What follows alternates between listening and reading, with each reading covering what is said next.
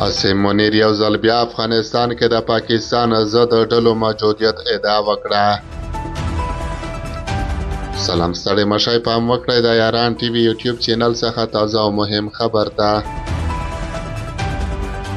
عاصم منیر یو ځل بیا افغانستان کې د پاکستان ضد ډلو د موجودیت ادعا وکړه. د پاکستان پوځ لوی درستیز عاصم منیر د دې هیواد د پوځي چارواکو په یوې ناسته کې ادعا کړې چې د پاکستان ضد وسلوالې ډلې د ډیورنډ فرضي کرښې د غاړې فعالیت کوي.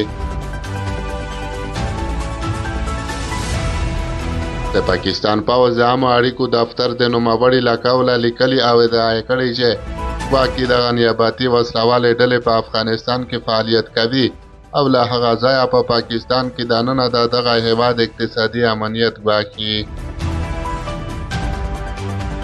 د پاکستان پوځ لوی درستیز په مشخص ډول له چین سره د دې هیواد د ګډې اقتصادي پروژې سیپیک نوم یاد کړی او زیاته کړې ده چې دغه وسلوالې ډلې د عملي کېدو پر وړاندې خنډونه جوړوي. نوموړي په دې اړه زیاته کړه چې په دې فورم کې پر دې خبرې وشوې چې وسلوالې ډلې څنګه په افغانستان کې فعالیت کوي او له هغه ځایه سیمه ییز او نړیوال امنیت ګواښي. د دې ترڅنګ دغه نیابتي ډلې د پاکستان او د دې هیواد د اقتصادي ګټې په ځانګړي ډول د چین او پاکستان اقتصادي دهلیز پر ضد فعالیت کوي.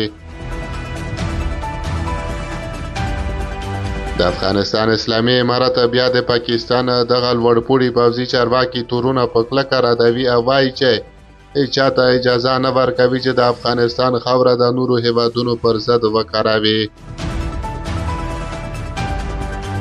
د افغانستان اسلامي امارت ویان ذبیح الله مجاهد وایي د بل هیواد په وړاندې جواب نه نیسو، نه هم چاته اجازه ورکوو چې د افغانستان خاوره د چا پر وړاندې استعمال شي، خو متاسفانه پاکستان پر لپسې تورونه پورې کوي او د خپلو مسؤلیتونو پړه پر افغانستان اچوي. د دې ترڅنګ د افغانستان حکومت ته نږدې المرصاد رسنۍ د داعش اړوند هغو دوو تاجکستاني اتباعو ویډیوګانې خپرې کړي چې پکې نیول شوي کسان په خپله اعتراف کوي او وایي غوښتل یې پاکستان ته لاړ شي او په کوټه کې له پوځي زده کړو وروسته په افغانستان کې ترهګریز بریدونه ترسره کړي.